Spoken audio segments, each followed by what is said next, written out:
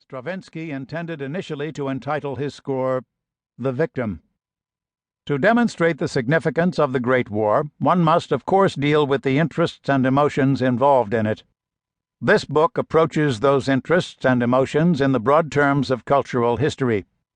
This genre of history must concern itself with more than music, ballet, and the other arts, with more even than automobiles and graveyards. It must, in the end, unearth manners and morals, customs and values, both articulated and assumed. As difficult as the task may be, cultural history must at least try to capture the spirit of an age. That spirit is to be located in a society's sense of priorities. Ballet, film, and literature, cars and crosses can provide important evidence of these priorities, but the latter will be found most amply in the social response to these symbols. In modern society, as this book will argue, the audience for the arts, as for hobbits and heroes, is for the historian an even more important source of evidence for cultural identity than the literary documents, artistic artifacts, or heroes themselves. The history of modern culture ought then to be as much a history of response as of challenge, an account of the reader as of the novel, of the viewer as of the film, of the spectator as of the actor. If this point is apposite to the study of modern culture, then it is also pertinent to the study of modern warfare. Most history of warfare has been written with a narrow focus on strategy, weaponry, and organization, on generals, tanks, and politicians.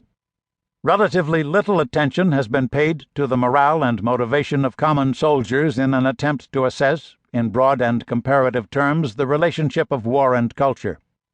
The unknown soldier stands front and center in our story. He is Stravinsky's victim. Like all wars, the 1914 war, when it broke out, was seen as an opportunity for both change and confirmation. Germany, which had been united as recently as 1871, and within one generation had become an awesome industrial and military power, was, on the eve of the war, the foremost representative of innovation and renewal. She was, among nations, the very embodiment of vitalism and technical brilliance. The war for her was to be a war of liberation, a Befreiungskrieg, from the hypocrisy of bourgeois form and convenience, and Britain was to her the principal representative of the order against which she was rebelling. Britain was in fact the major conservative power of the fin de siècle world.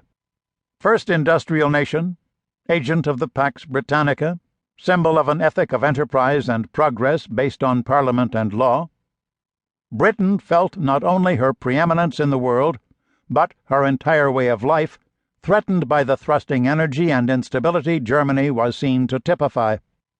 British involvement in the 1914 war was to turn it from a continental power struggle into a veritable war of cultures.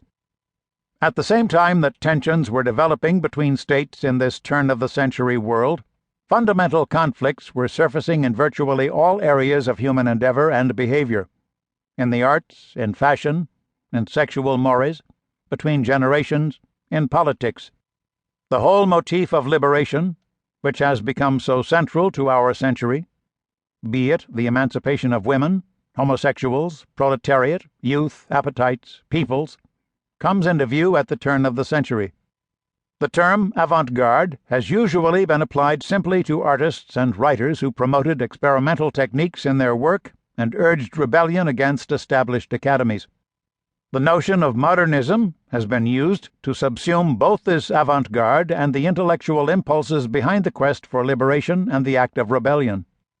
Very few critics have ventured to extend these notions of the avant-garde and modernism to the social and political as well as artistic agents of revolt, and to the act of rebellion in general, in order to identify a broad wave of sentiment and endeavor. This book attempts to do so. Culture is regarded as a social phenomenon and modernism as the principal urge of our time. The book argues in the process that Germany has been the modernist nation par excellence of our century.